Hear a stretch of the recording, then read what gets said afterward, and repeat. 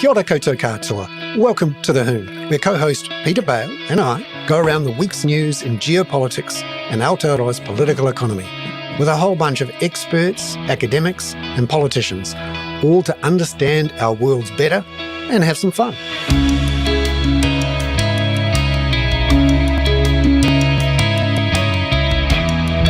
Kia ora koutou e te iwi. It's great to have you back on the Hoon, where we wrap up the news of the world in geopolitics and Aotearoa's economy. And speaking of having fun at the end of the week, Peter, your shirt is an awful lot of fun this week.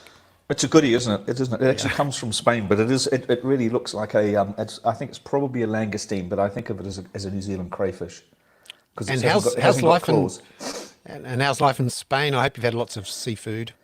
I have had lots of seafood. My favourite thing here is a thing called a tortillita de camarones, which is a sort of little crispy pancake made with tiny little prawns from the Bay of Cadiz, which is absolutely fabulous, and it goes crunch, crunch.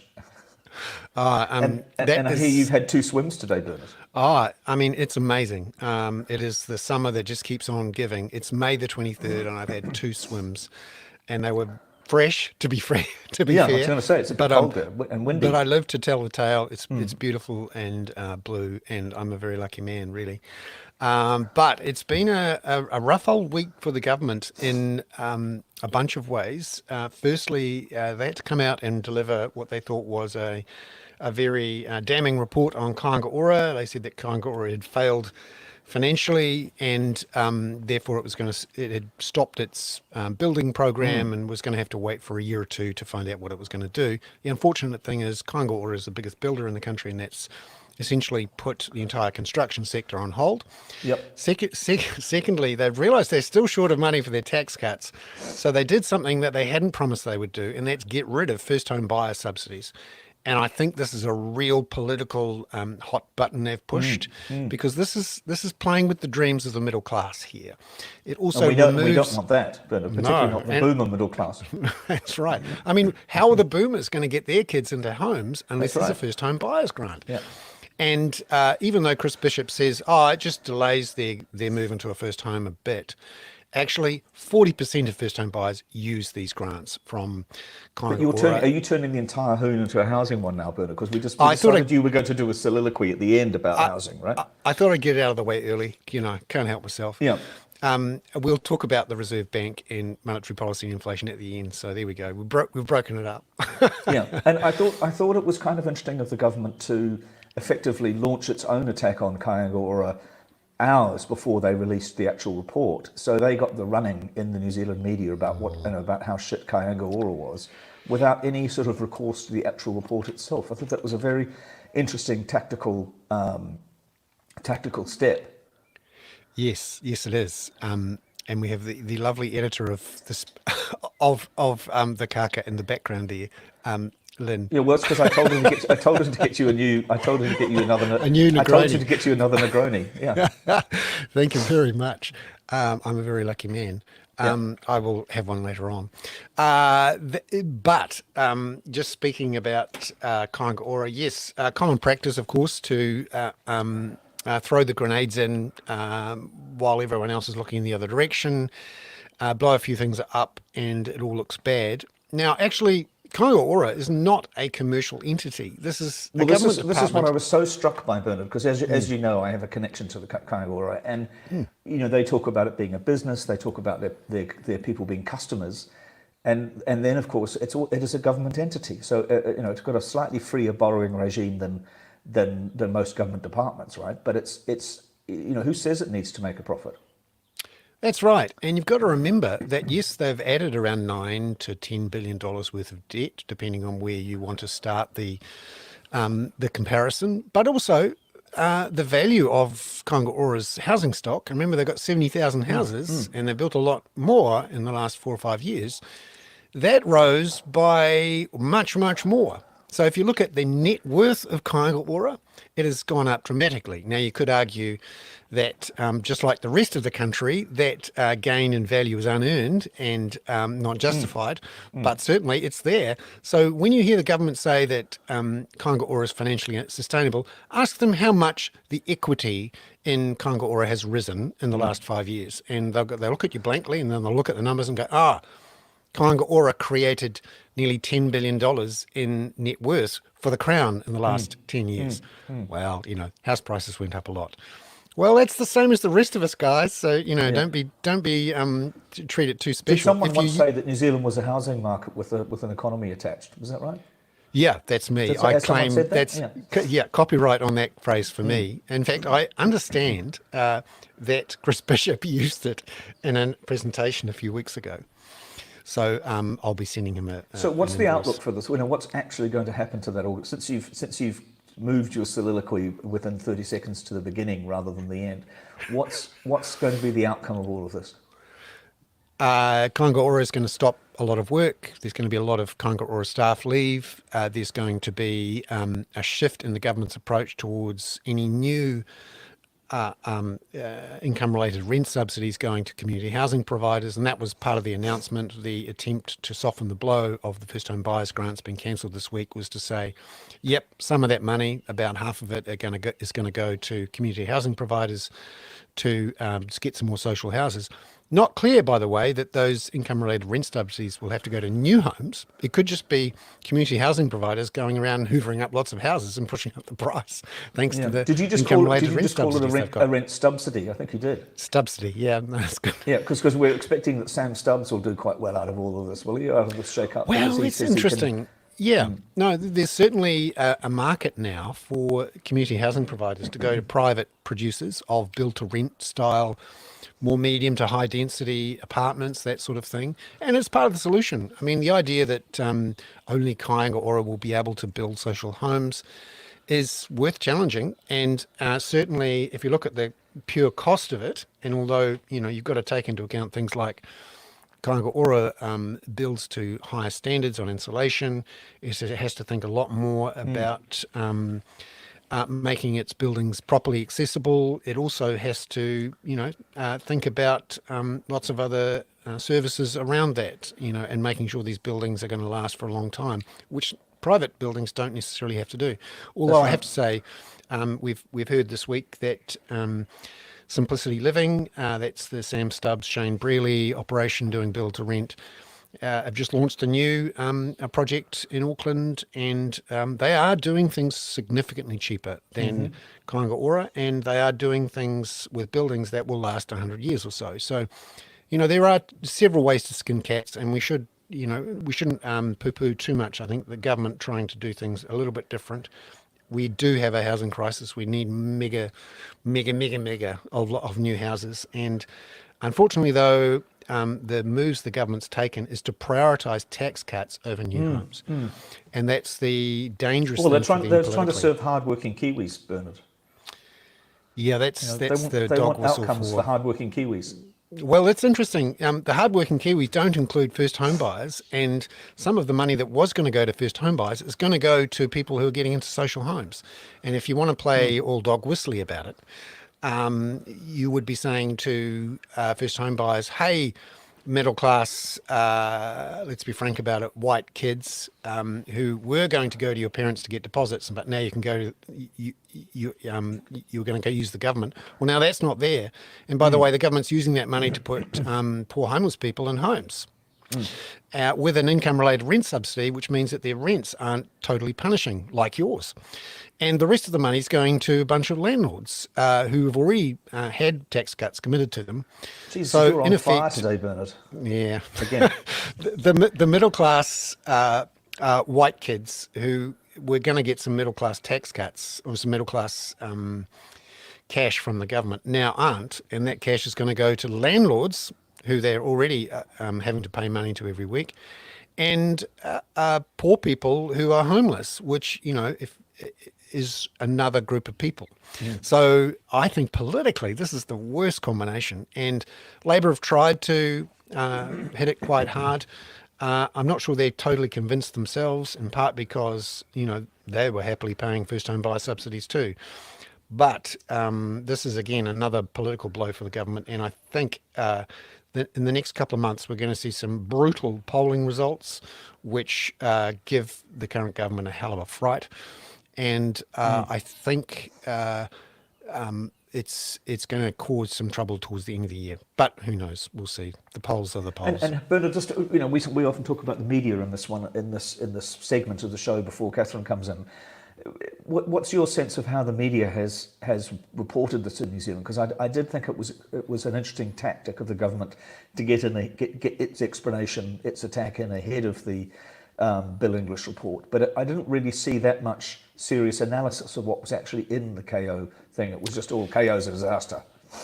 Yeah, initially that was the case. There've been a couple of good articles from people looking at the effects on the building industry, and we've seen responses from people in community housing. There was a good op-ed from Alan Johnson at the Salvation Army talking about this.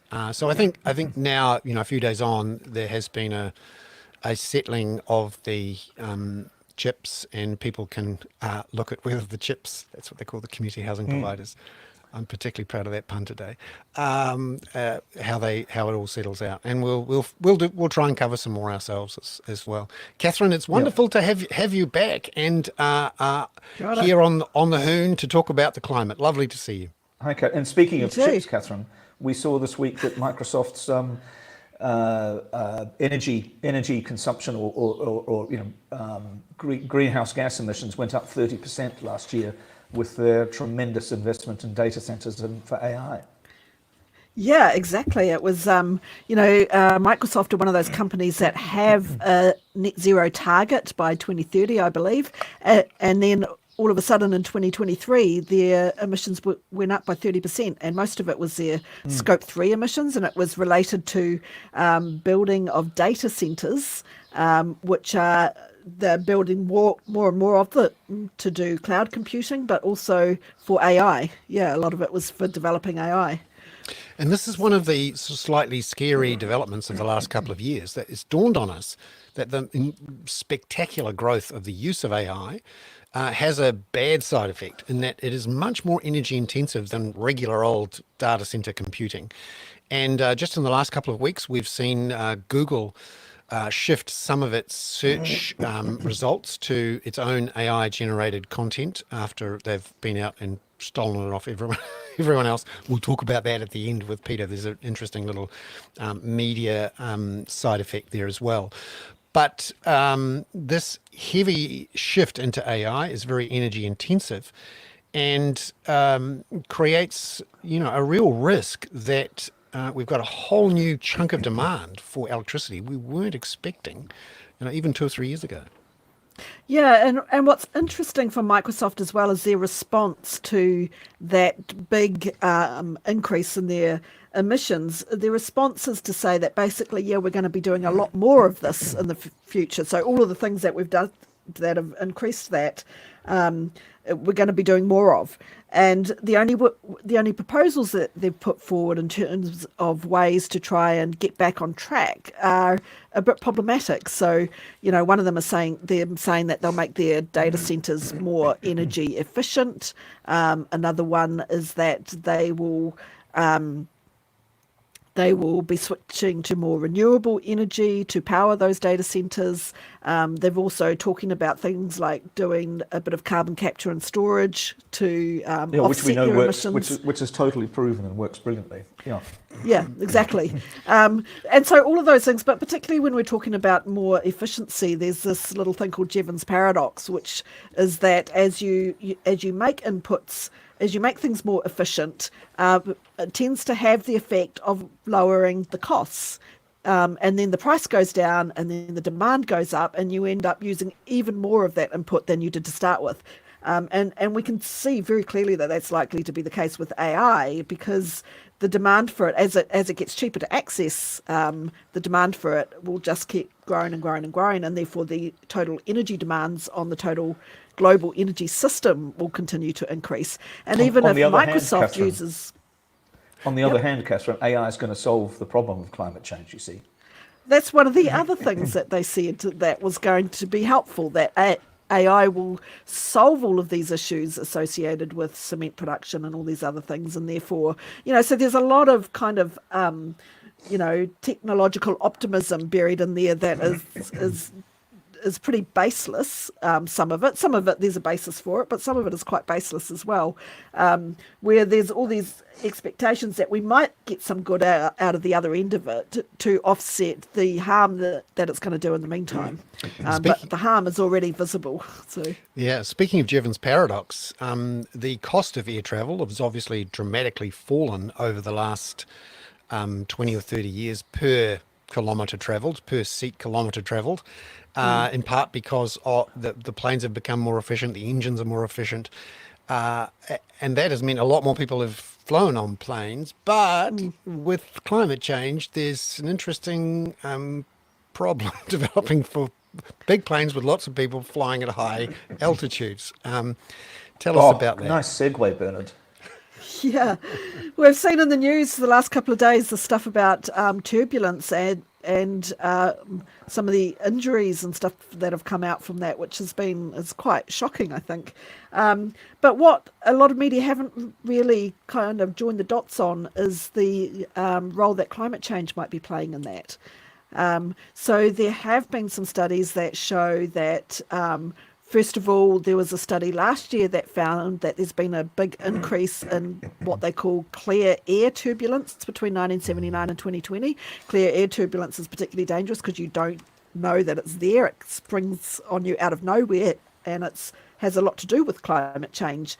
In some locations, apparently severe turbulence increased by as much as 55%.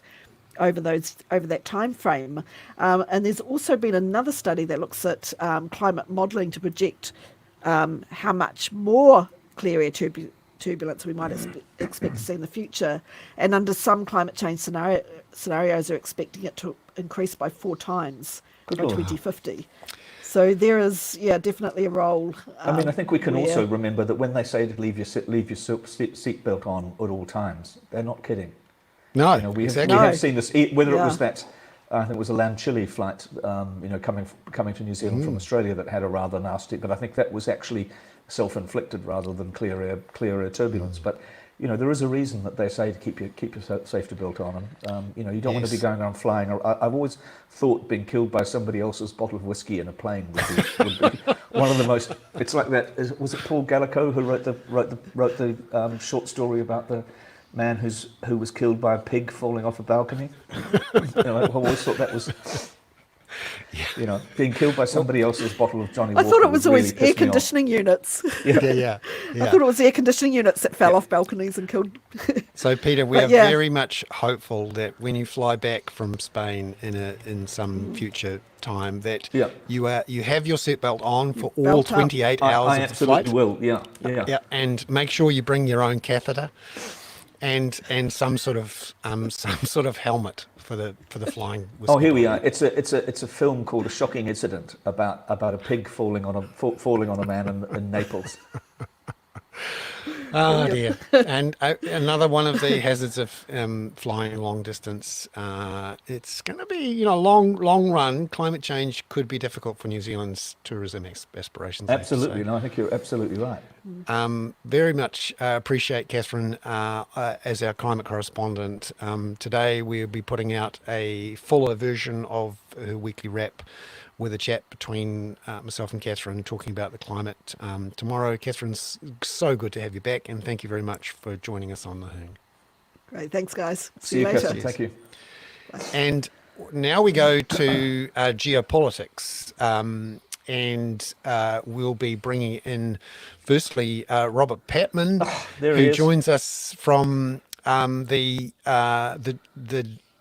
dark and cold south. Is it dark and cold indeed. At the moment? Very cold today, Bernard. Oh, yeah. Have you been for 2 swims like Bernard has, Robert? I wish I had his courage.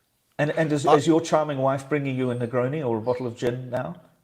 No, not quite. Haven't got I have to take her a wine instead. Yeah, no, that's fair. That's fair. I shall have to, swap something. It's coming. Lovely to see you, Robert. And there's no shortage of news on the geopolitical front that directly involves New Zealand. And I think this hasn't gotten enough attention in this country this week. The New Zealand-China Business Council had a big old conference in Auckland where all the players got together, including the Prime Minister, the Trade Minister, and China's ambassador to New Zealand. And I'll be putting the link to his full English language version of the speech for people to read, and it is a doozy. Can you tell us what China has just told us? Well, I think the Chinese ambassador has made it quite clear that China has very deep reservations about possible New Zealand membership of Pillar 2. The concerns include that Pillar 2, like Pillar 1, is designed to serve the goal, as China sees it, of countering Chinese influence in the Indo-Pacific. So he doesn't make a distinction between Pillar 1 and Pillar 2. In addition, he strongly hints there will be consequences, or he doesn't say exactly, but he said it's New Zealand's decision. But he did say that relations are at a critical juncture. They are his words, not mine. And he finished by saying that if New Zealand should decide to join Pillar 2, that would be tantamount to taking sides against China. Because now, it's the interesting thing is, on the New Zealand side, we have Christopher Luxon, the Prime Minister, saying words to the effect that he believed that New Zealand could deal with any potential. He didn't believe there would be fallout if New Zealand joined Pillar 2. And Todd McClay has said a similar thing a few days ago. Do you think I'm not that's sure. because they haven't really had a chance to absorb that speech and they haven't But, heard the advice thing from about people? The thing that worries me about this is not the Chinese threats, because New Zealand should make its foreign policy on the basis of what's good for New Zealand, not what's good for China.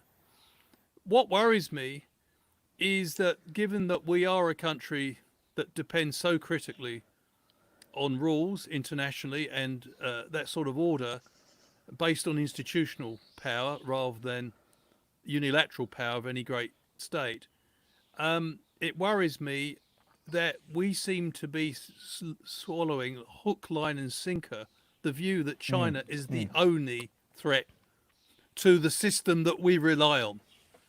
And as we've discussed before, it's quite clear that New Zealand is in an environment where there are multiple threats, one of which is China, but it's not the sole threat. And Robert, what do you make? yeah.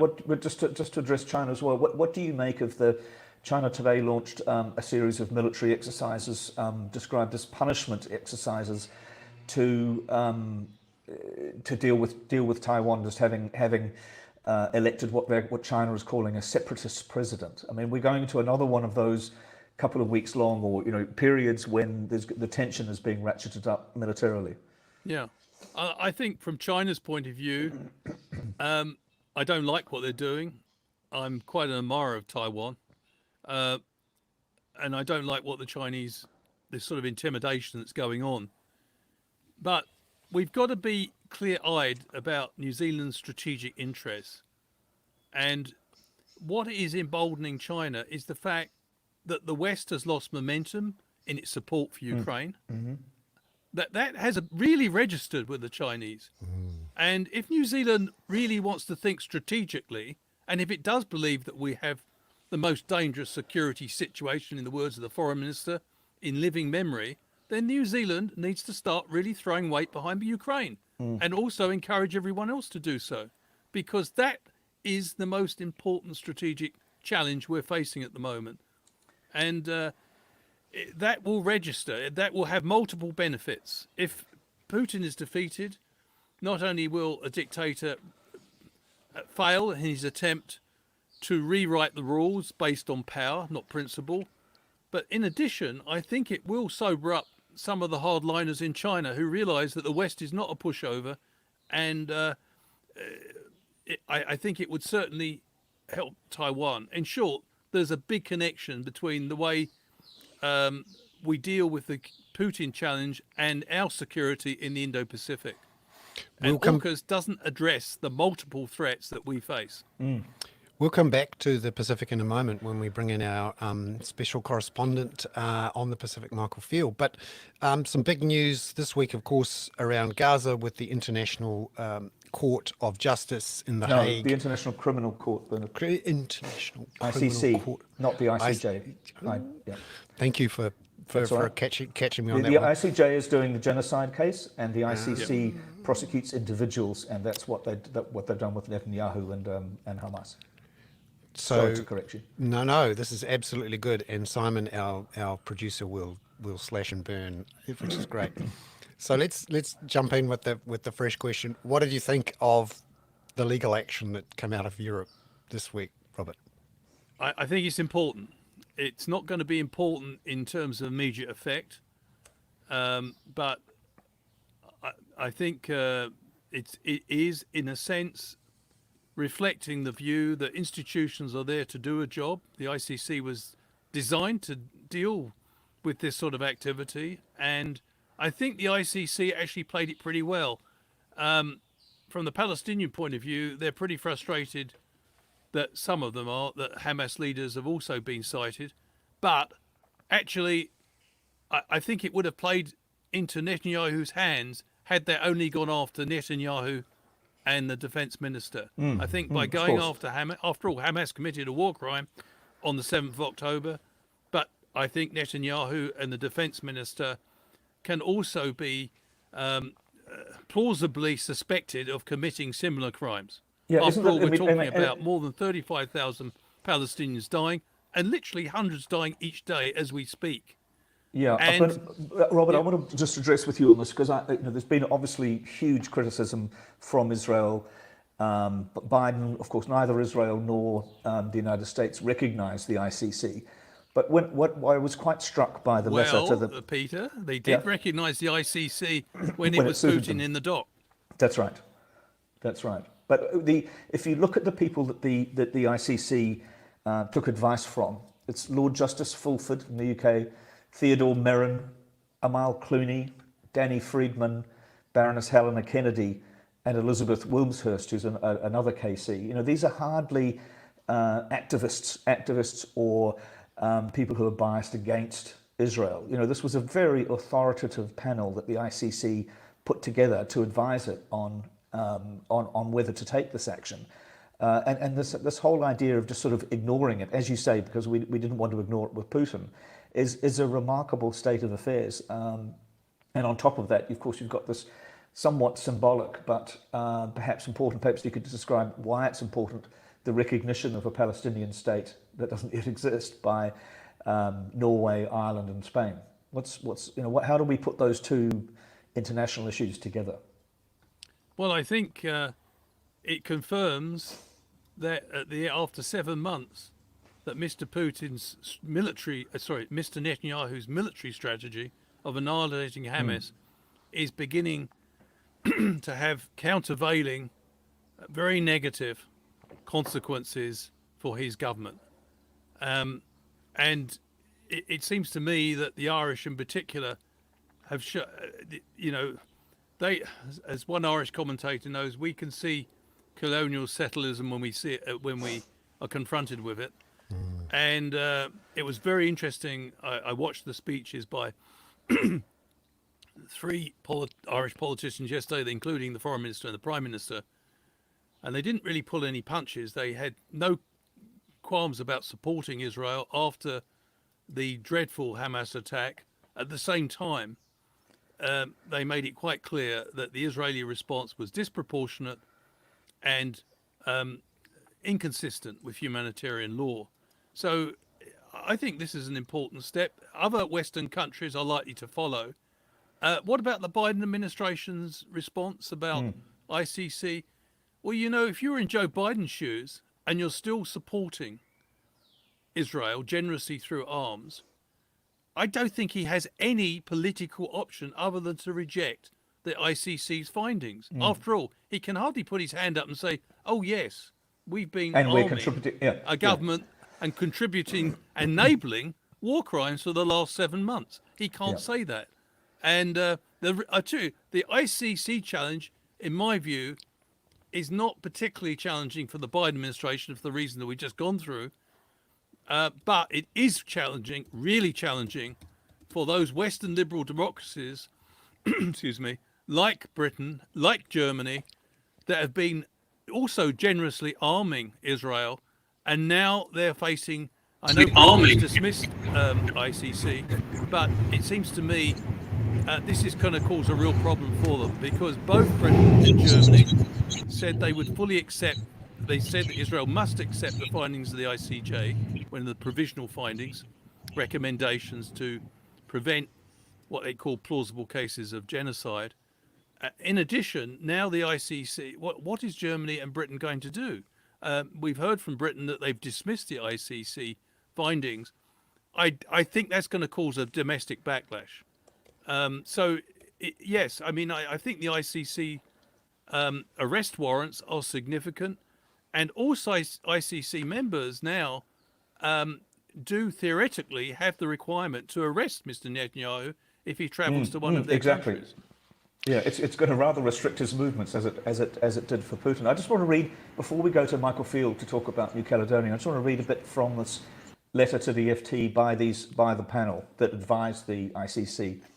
And it's, of course they've done it with Hamas as well, but just addressing specifically the one about the Israeli side. The panel unanimously agrees that the evidence presented by the prosecutor provides reasonable grounds to believe that Netanyahu and Israel's Minister of Defense, Yoav Gallant, have committed war crimes and crimes against humanity.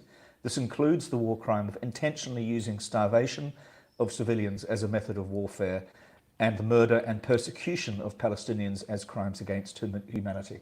I mean, it's a really damning report. Now, Robert, you'll see that we have Michael Field. Now, Michael is an old colleague of mine from the Evening Post from the late 1870s when we both worked there. And Michael then became the Pacific correspondent in New Zealand, the Pacific correspondent for Agence France-Presse. And he's a genuine journalism expert on the Pacific and what happens in the Pacific, the politics of it, climate, fishing, all sorts of other things. Now, Michael, I wanted to bring you in to talk about... Peter, a colleague of mine from my days at Fairfax, New Zealand. We actually were in the same office for quite some time. Lovely to see you, Michael. The secret is, if you live long enough, you run into everybody, and That's right. The trick is you outlive the rest of the bastards. That'll be That's us, right. Michael. We'll outlive them all. Yeah, so Michael, very interesting developments in New Caledonia. You've got President Macron talking about coming out quite quickly. Can you explain what's going on there? Peter. Hey? Macron and the army of French officials arrived this morning. It's kind of a vain attempt by him and his colleagues to demonstrate that New Caledonia is just down the metro in Paris, that you jump on a plane and you're next in New Caledonia, where everything is different, but it's all France. So that's what it is. And he's there. He's brought his entire social media network team with him. So we've been able to see him drive here and drive there and meet this and meet that. I actually go back a couple of years to when he did the same trick in French Polynesia, which until he arrived had been COVID free, and then wasn't, and actually had one of the highest death rates in COVID in the world at that particular point. But we haven't seen any grand utterances, policy utterances. I just before I came on here, I received an announcement about price controls on essential items in Noumea, so they're clearly onto the big issues already. Yeah. But I'm blessed with a sister who's accredited to the Elysee in Paris, and actually is a French citizen, and her view of this whole thing was that Macron is not terribly interested in the moment in Nouméa or New Caledonia. This is spoiling the Olympics, which are a mere month away, I think. And there's two aspects of it. First is that this is reflecting on the glory of France, when part of France is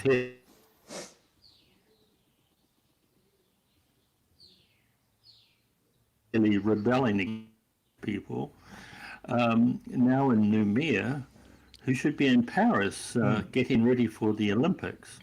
And just for the record, the Olympics are also going to take place in French Polynesia. Amidst some controversy, the Mayor of Paris has already checked it out. It's cost a lot of money. She spent a lot of money in Papeete, as you do. But what the French Polynesians have now got is a perfectly ugly tower built across a beach, which is part of the Olympics. Is that for the surfing? Kind of interesting for Macron. I think he's actually flying back to Paris now. He was only going to be in 12 hours. Goodness knows how he's going to solve this one. And Michael, just talk a little bit about the origins of this, because I remember covering this when I was a baby reporter at Reuters in the early 80s. Out of Sydney, and my main recollection of that is the correspondent that we sent there was a woman from Paris, and she was in the same hotel as the French Foreign Legion, and said that the sex at night was basically shaking the entire hotel. You had a hotel full of French soldiers. But what's the origin of the problems in New Caledonia, the Kanak, the indigenous Kanak people? What are the prospects for them and for this? And also, what's this weird aspect of Azerbaijan being involved in this? Well, that appealed to me actually more than most. But and of course, people have drawn China into it. But the basic story of New Caledonia is a basic colonial story, and in some ways, I'm speaking to you from New Zealand. It's not too dissimilar to the New Zealand story, and in a sense, without the fineries of the detail, both were, quote, discovered by James Cook. Both were actually claimed for Britain, but France got New Caledonia, and they discovered, I'm not sure whether it was the French or actually, oddly enough, the Japanese in an earlier incarnation discovered it was very nickel rich, and so France and others decided that New Caledonia was staying French. The central problem came really in the 50s, or the 40s and 50s after World War II, and the winds of change and the end of colonization as it was, is that the French resisted it around the world, and a number of the, quote, refugees from French Algeria and French Vietnam ended up as Caledoches, as they call them, in New Caledonia, and they were espousing French ideas, but they actually had nothing going for them in the sense that they weren't French. They were Algerian of a kind, or Vietnamese of a kind. And they held on to this kind of notion that this was part of France. And you talk about your correspondent, the Reuters correspondent, going to New Caledonia in the 80s. That's when it all came clashing together. And the Kanaks, and even the word itself is very interesting. Kanak is actually a derogatory word with Hawaiian origins. It's an equivalent of the N word. Oh, really? But when Vanuatu, or as it was New Hebrides, which was half French, it was the world's only condominium, started going independent and were pressing a Melanesian identity, somebody, I don't know who, it'd be interesting to track the person down, decided that let's use the word Kana as us, as our identity.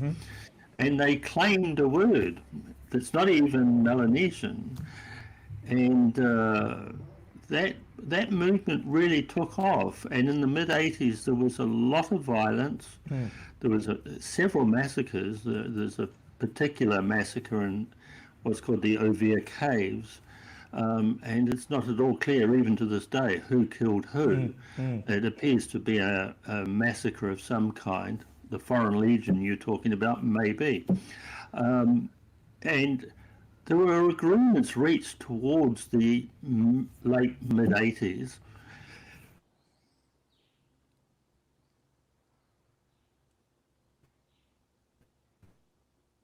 And we got a little bit of a freeze there. Yep.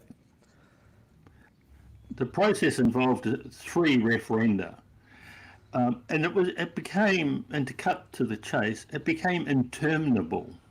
Yeah. It became almost a laughing stock as successive presidents and successive leaders. Well, it was on the French side was the laughing stock in a way. They were going nowhere. There was money to be made in this nickel, and the arrival of electric vehicles and batteries and things suddenly produced an enormous interest in the nickel. France had actually set it up so that the nickel had to be mined and refined in New Caledonia, which made it quite unpopular with countries like China. And so although New Caledonia's got a third of the world's nickel, China prefers its nickel out of Indonesia. Yeah. And Michael, what's the strange involvement of Azerbaijan in the latest upsets? Well, it's curious in that those of us who've been to unrests in the Pacific often get to see the Star of David flag, the Israeli flag. And it's got nothing to do with the views that the people have about Israel or anything. It's just that it's a kind of a biblical thing. So waving flags has never been much, but suddenly the Azerbaijan flag turned up last week in New Caledonia. And now various people who claim to speak for Azerbaijan, and I have to say that expertise on Azerbaijan in this part of the world is not, it doesn't lie everywhere.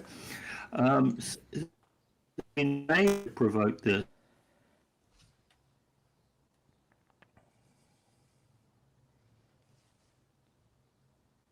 In little about Armenia, but they hadn't realised it was going to be quite so touchy down here. And this is what, and Armenia keeps claiming that they were involved. And of course, the world of the we this in president live in.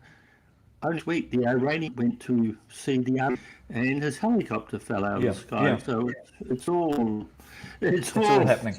Michael, let me bring in Professor Robert Patman from Otago and let me ask Robert for his perspective on where this goes. It is kind of interesting that we've got this colonial relic in New Caledonia.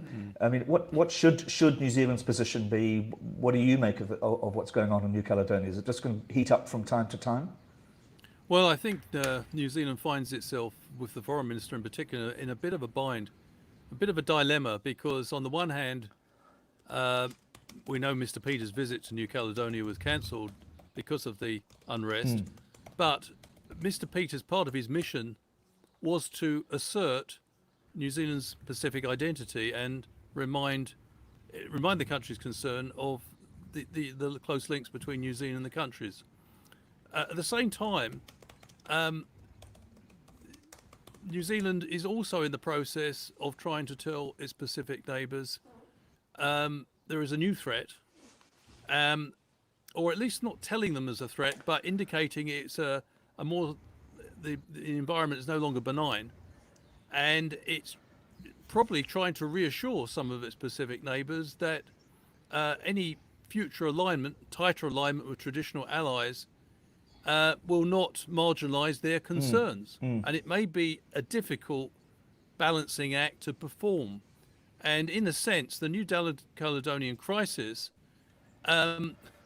it does capture two of those strains, because on the one hand, New Zealand's position, if it's very supportive of the French position, could be seen by, you know, people in the Pacific as essentially condoning the colonialism that's occurred there. Exactly. I'm not saying that's the government's position, but there is a risk of that perception.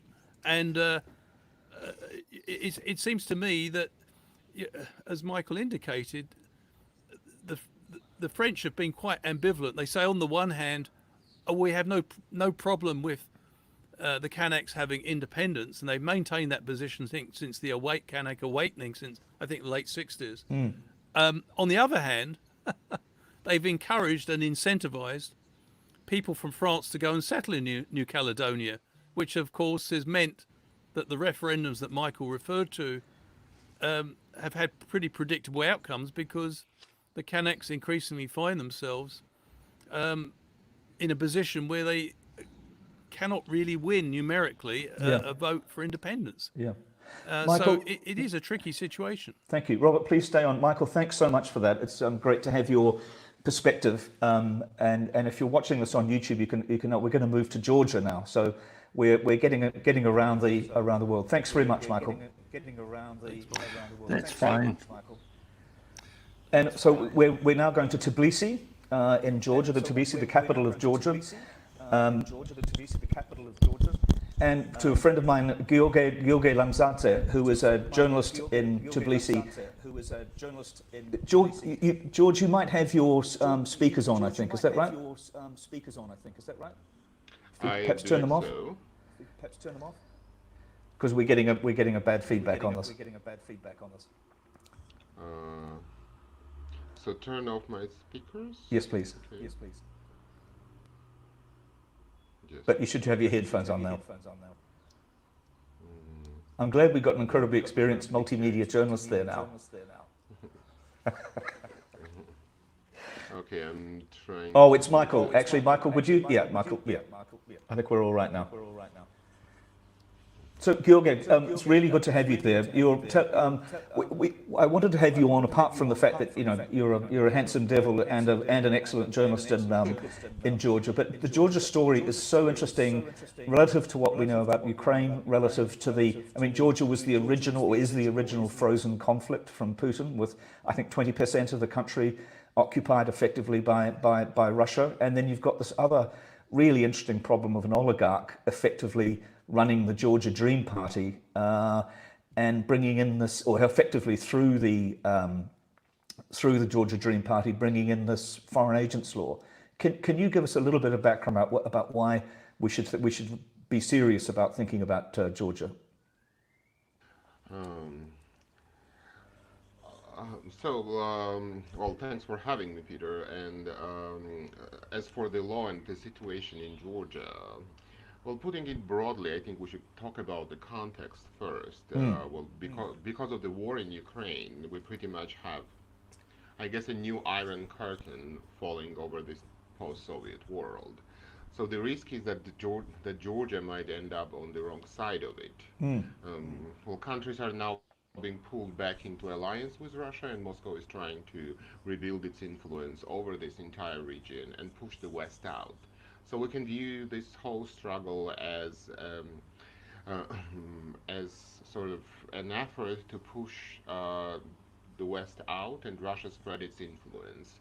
And the struggle we have now in Georgia is a part of it. What is being decided now is where the collective West is going to end here, and the Russia-centric world is going to begin. So even though Georgia is a small country, and the outcome of this struggle has major regional influence and possibly global implications.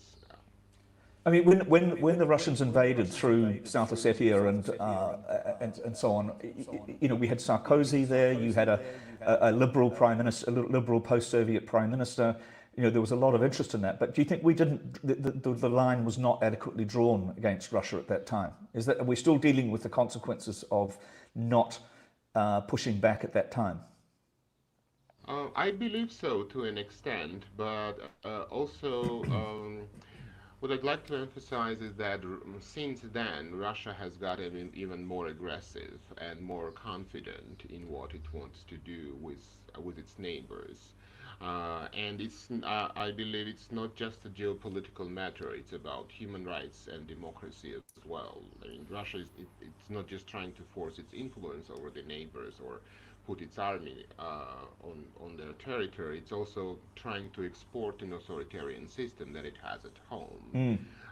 And this is why this is of huge importance for us here in Georgia, because for past 30 years, countries like Georgia have worked very hard to build a democracy to move away from the Soviet past, and now we're worried that this can be reversed. And to different extent, it has been happening in other countries of the region as well. It just Georgia became this battlefield where like all of this might get decided.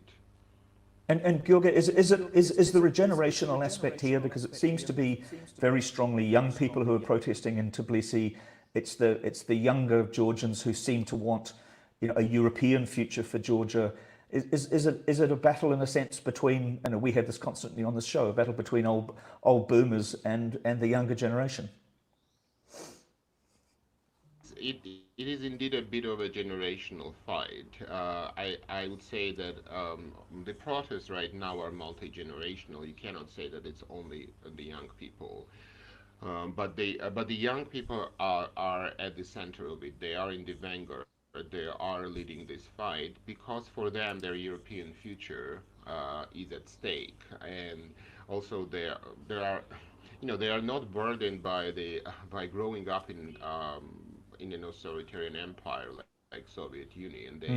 They see things differently. They didn't go to Soviet era schools, and it's so that for them the battle is just not about like being part of Europe or being part of like it's not just a geopolitical battle. For them, Europe stands for openness, for internationalism, for ability to be part of the world and openly travel about it. And Russia, for this generation, yeah, Russia stands for like repressive state, for closed society, and for the past. So pretty much for them, a struggle between future and past. Yeah, And and Gilgit, I'm going to bring Robert Patman in, who's a professor of international affairs from Otago University, who's one of our regulars. But Gilgit, the trigger for this latest protest has been the Foreign Agents Law, which I think is if I could just describe it very briefly, is an equivalent to the Russian legislation, which means that if a non-profit or a journalism outfit has funding from overseas, it has to declare itself as a foreign agent acting in the interests of its foreign funders. Where is that now? The legislation was the president, I believe, vetoed the legislation, but it's back in. Is it coming back to Parliament now, or is it in fact passed again? It's coming back to the parliament, but Georgia, but the ruling party, the governing party, has enough votes in the parliament to defeat the presidential veto. So the, at this stage, the only thing that can make the government decide and pull back is the protests in the streets and also international influence, because we have lots of international diplomats, like Western diplomats, coming in and trying to talk the government out of it. And if you'd like, I can tell you a little bit more about the law. Well, let's just bring in Professor Patman, because he's been sitting there and listening to you. Robert, what's your take on this as far as it affects our understanding of Ukraine, Moldova, as Georgi talked about, this kind of imperialist expansion of Russia back to some of its original. I mean, we all know Stalin, of course, came from Georgia. Georgia was a very, very important part of the Soviet Union. Well, I share Gorgi's analysis, and it seems to me that Mr. Putin has been encouraged quite a lot by the pause in Western, particularly American support for Ukraine since late October. They've now resumed that. They've got the 61 billion munitions or military aid package back on track. But I think it reaffirms both Putin and Xi Jinping's perception that the West is somehow failing in terms of political will. And I think Putin sees an opportunity in Georgia. Of course, as has been mentioned, the legislation that currently is being considered in Georgia seems to be almost a clone of the legislation that was pushed through in Moscow when Mr. Putin consolidated his power after the 2012 election. He, so yeah, I mean, I think it's an ominous development, and I'm very much hoping that these courageous demonstrations do indeed stop Georgia from being coming under this sort of coercive pressure from Moscow, because it clearly is. Yeah. And You know, George, maybe I can sorry. interrupt you slightly, Robert, if you don't mind, because we'll move on to another topic in a moment. But George, where is this going to go? Because it is a very weird situation where you have this unelected oligarch with that extraordinary house overlooking Tbilisi, a sort of Thunderbird's lair. Where is this going to go? I mean, is the government, is Georgia Dream responsive to the protesters and to this European future?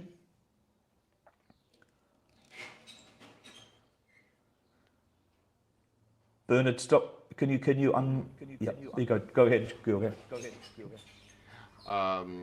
So for now, we have very little signs of government pushing, trying like stepping back from it. The problem, as you just mentioned, the problem is not just with with the pressure from Russia, but also the government, the strange system of governance that we have here. We have a rich man who sits in this like James Bond villain kind of palace on top of Tbilisi, and you just like, and then it's also the rhetoric that the government, that this guy, Ivanishvili, and the government are offering now. They talk about this global war party, which a global war conspiracy that and that there is supposedly this evil syndicate around the world that is trying to provoke wars everywhere. So before we in here in Georgia, we thought that there was something meant for like domestic audience, but now they're increasingly telling the world about it, and it's an insane conspiracy theory that I mean, you can't even imagine it. You have a guy in this palace that lives in his own reclusive world, and his personal like his personal loyalists are government officials. So whatever this man says, they just relate. They don't Yeah. even think about it. We just recently had this one parliament member was talking about Freemasons to international media. She was saying that this global war party is like a Freemason party, and this just it would make a great Orson Welles movie, maybe, but like. Uh, so I think the context, the law is one thing, but it's also the context of this rhetoric, Yes. anti-Western rhetoric that began following Russia's full-scale invasion of Ukraine, and it has been growing and growing, when we just recently had a U.S. State Assistant State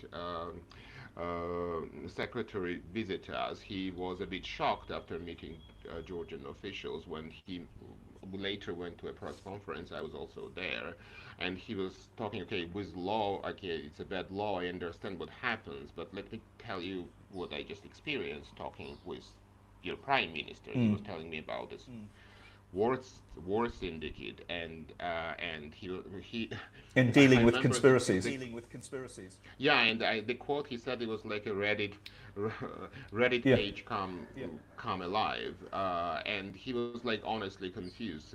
I don't think he expected that, and also the personal fears of of this man, Ivanishvili. Like he believes that he's being sanctioned. He lost some his investment when the Swiss bank, Credit Suisse, went down. So he believes that it was done specifically To hurt by him. Europe and some by United States, which makes no sense. So we don't know. Just to end this real quick, we don't know if he's just using this as a reason to find fault with the West and break ties, or he's actually delusional and he is actually having these ideas for like in a serious manner.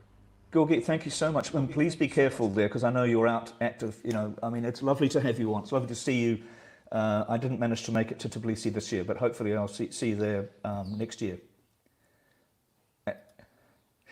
Thanks very much, Gorgi. We'll stay in touch. Thank you. Thank Robert, thank you very much for your you. session today, of course. And Bernard, has that ghastly woman delivered you another Negroni yet? She's been a bit slack today. My absolutely beautiful and fantastic wife and partner and editor, Lynn Grieverson, has delivered me the most beautiful Negroni. Thank you very much. Excellent. And I've got my Tommy Tippy full of coffee, so I'm all right. Oh yeah, no, that's good. It's actually been a great show. We've gone around the world in many ways and covered things that we don't normally cover, perhaps, and it's great to do that. We have had my other friend Natalia on from Georgia once, from Tbilisi, but I think it is incredibly a really astounding story. I mean, 20% of the country is still occupied by effectively Russian forces, and there's a wonderful story in Georgia about at night the Russians go out and move the border another meter or so into Georgian territory, and so there's some poor bugger who lives in a farmhouse on the edge of the South Ossetian border, and his house, which used to be in Georgia, is now outside Georgia, just because the Russians, literally get up and move the goalposts, as it were. It is a weird world we're living in when the leader of a country is so blinded by conspiracy theories that he. Well, also don't can't forget even he's have not the leader. He's a billionaire, but he has no political role other than that he created this thing called the Georgia Dream Party. So yeah, well, so we've had quite a lot of feedback today. Yes, we've had some old white men, but of course, Georgi is one of the most handsome men that I know. Although he does bear a striking resemblance to the young Stalin from time to time. But I'm sure he appreciates that. yeah, and Michael Field is a very, very experienced in that area. So I really appreciate Michael and Georgi coming in, and Simon, of course, managing it. Now, I don't really have a skateboarding dog today, other than that there was a totally wonderful story in The Guardian yesterday about Tom Lehrer, who people will remember from the late 1950s and early 1960s. And there's a play about him, about why he stopped being a satirist. And I was just reminded, of course, I think I've done this before, attempted to do it before, his singing of the periodic table to the tune of a Gilbert and Sullivan song, but he described, he effectively gave up irony when after Kissinger got the Nobel Peace Prize, because he said that irony was dead. Yeah, no, we're well past that point. My skateboarding dog is Oh yeah, the here we go. Sorry, here's the thing. The Vatican Rag was one of his famous songs, and it has the line, "Then the guy who's got religion will tell you if your sin's original," amongst many others. Yeah, no, that's good. We're well past that point. My skateboarding dog was the Rishi Sunak press conference. Oh God! This morning. And the fun that's being had on Twitter with it, I've just loved it. For example, Brian Cox, who has reinvented himself as a... Do you mean the actor or the physicist? The physicist. Yeah. The physicist who does a great job of doing popular science, who also happened to be, in his teens, the member of a band called D-Ream. Yeah, no, he was huge. Things Yeah. can only get better. Things can only get better. And my favorite line on Twitter I've seen today, after this press conference, where a completely sodden, drowned Rishi Sunak, by the way, that headline, I think, in one of the papers last night, which was Drowning Street. Oh, that's very good. That's why we Yeah. get paid so much. That's very Yeah, good. yeah. And the best line I've seen so far is because the song "Things Can Only Get Better" was played in the background. The line, of course, is "Things can only get wetter." Yeah, and of course it was the theme song to the 1997 election of Tony Blair. That's why it was played. It was so hilarious. Yeah. Fantastic. All right, Peter, thank you so much for everybody, arranging and today's thanks, great Simon. guests. And we will be back again next week, and I will manage to lever some soliloquies in along the way. Thank you very much, Peter. Lovely to see you. Ka See you, kite Bernard. anō, everyone. See you later. Bye bye. Bye-bye. Thank you.